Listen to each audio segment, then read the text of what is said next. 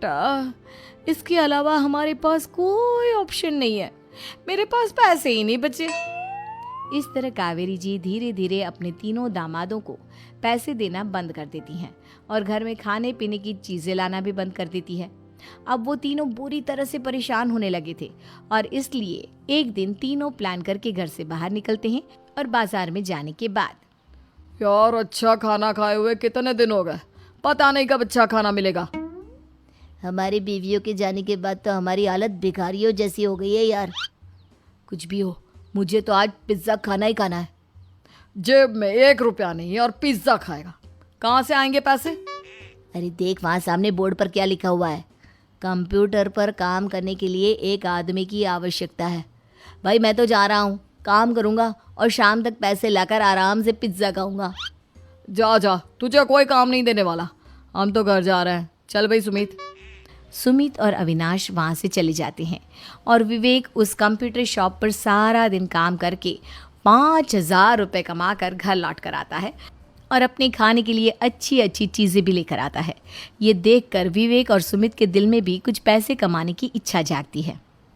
अरे सुबह सुबह कहाँ चल दिए तुम?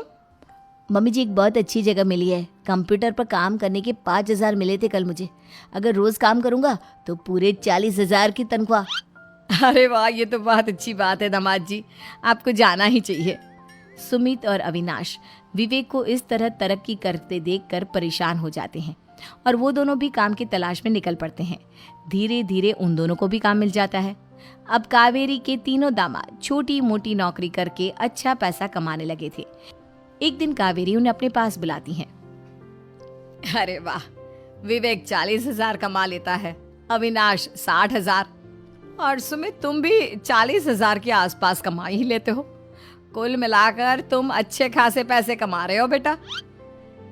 हाँ मम्मी जी, बहुत मज़ा आता है जब महीने के एंड में मोटी रकम हाथ में आती है। पूछिए मत मम्मी जी, घर में रहकर रोटी बना बना कर और तो जैसा महसूस होने लगा था मुझे तो।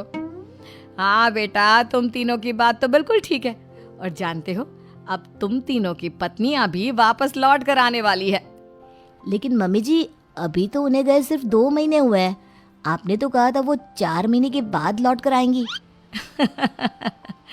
ऐसा कुछ नहीं है बेटा, मैं सिर्फ तुम तीनों को सबक सिखाना चाहती थी कि आदमी घर में बैठकर बीवी की कमाई खाता हुआ अच्छा नहीं लगता। इस दुनिया में हर इंसान को मेहनत करनी चाहिए, काम करना चाहिए, चाहे वो औरत हो या आदमी, ताकि अपने परिवार को संभाल सके। कावेरी की बात सुनकर उन तीनों को अपनी गलती का एहसास होता है और कावेरी उन्हें सच बता देती है कि ईशा, सुहाना और मोहिनी शहर में ही कहीं दूसरी जगह रह रहे थे। शाम के वक्त उन तीनों की पत्नियां लौट कर आ जाती है और कावेरी जी का परिवार एक खुशहाल परिवार की तरह रहने लगता है।